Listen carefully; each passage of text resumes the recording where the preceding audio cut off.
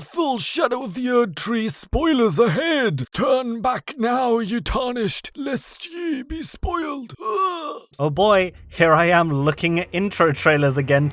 Recently I went back and watched the Shadow of the Erdtree story trailer again, and I noticed something that I didn't the first time. In this particular shot, all of the characters are set up in a very specific order. These are ordered by how much they will follow Miquella once the enchantment breaks. First up, we have Leda, who after the enchantment breaks goes kinda insane. The majority of her questline is about finding and weeding out any potential threats to Miquella's end goals. She discusses the idea of Tiolier, Ansbach, and Hornsent all being worth her sword, but she decides against it, at least in Tiolier's case. She does eventually invade Hornsent and Ansbach if you choose to join her. Next up is Dane, who as a part of the Dryleafs really values individualism, yet at the end of everything decides that because Miquella is an extension of the Golden Order, his order is still worthy of being followed. Next we have Hornsent, who would follow anybody if it meant that he got his goals done. It doesn't really matter who. So long as his revenge was never ending, he follows us to go kill Messmer first, and then eventually he follows Miquella after Messmer's been destroyed, because he finds out that we are meant to be the lord of Marika's new order. Next is Freya, and by the end of her questline, she's just following Radahn's wish for an endless war. It doesn't really matter to her who is the leader by the end of it, so long as Radahn gets to keep his war going forever. Then we have Tiolier, who only wishes for eternal slumber by Trina's hand. Her love and affection is all that he really cares about. Then we have Ansbach, the most clearly, obviously defined individual away from Miquella's order. He simply wanted to know why Miquella was doing what he was doing and what he was doing in the first place. He's by far the easiest and happiest to go against Miquella's order, and in the end of it, he only wishes for us to become the lord of a new order for men, not for gods. Mor is a weird case. He is technically at the furthest back, but he has the most influence from us as the Tarnished. Mor adds an entire extra dimension of this, because as we notice now as well, the closer the NPC is to the screen, the more they were influenced by us, the player,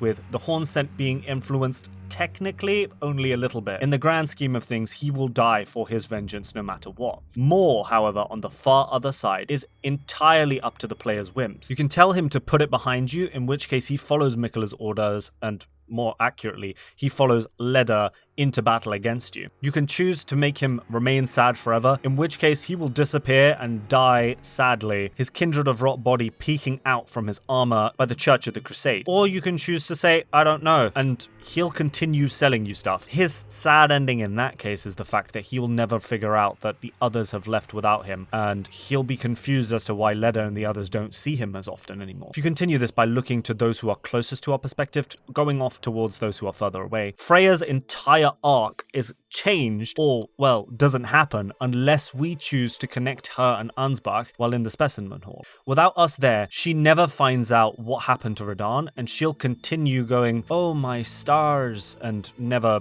actually do anything. After the end of the game, if you come back to her, you can get her shield, but you'd be able to get her shield by just continuing her questline anyway. Ansbach is in the middle because he doesn't need much of a push to actually go and fight Leda and the others. In one way or another, he would either be hunted or he would be against Miquella as it was. Tiolier, however, needs the push, but in a slightly opposite direction. He doesn't necessarily like us and in fact invades us, as he thinks it's his job to be Trina's beloved princess. Of course, that falls to us as we imbibe several times. Pillow Princess over here is further away because he does need that push, but it's not a positive push from us to complete his goals. It's more of a negative push up until the point where Trina inevitably chooses to push him to go help us because she realizes that we are the best choice in order to end Miquella's suffering, as it was. The Hornsent is the furthest away, as I mentioned already, because in every different version of his ending, he attempts to kill us or is killed by us. Quite simply put. And then finally we get to Dane and Leda, both of which are always a part of that final fight in Ilim, in which case they are apart from the rest. There is a visible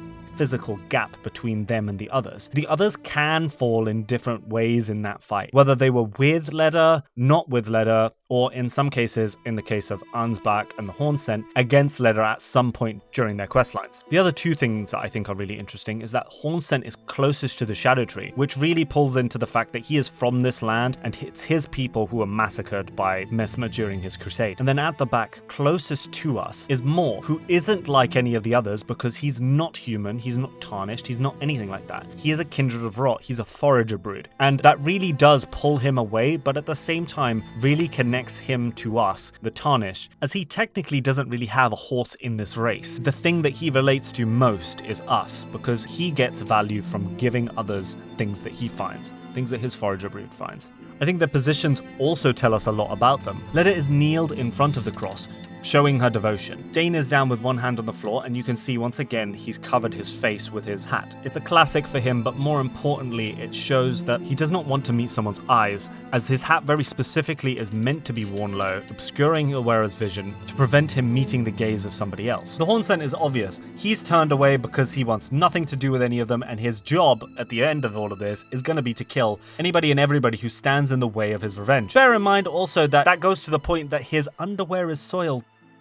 His underwear is soiled. I'm just going to reiterate that a third. His underwear is soiled. Then we move on to Freya. She's the only one with an obvious weapon out here, and that really plays into the fact that not only is her name based on a goddess, the Queen of the Valkyries, but the fact that she is looking for eternal war, and more importantly, eternal war on Radahn's part.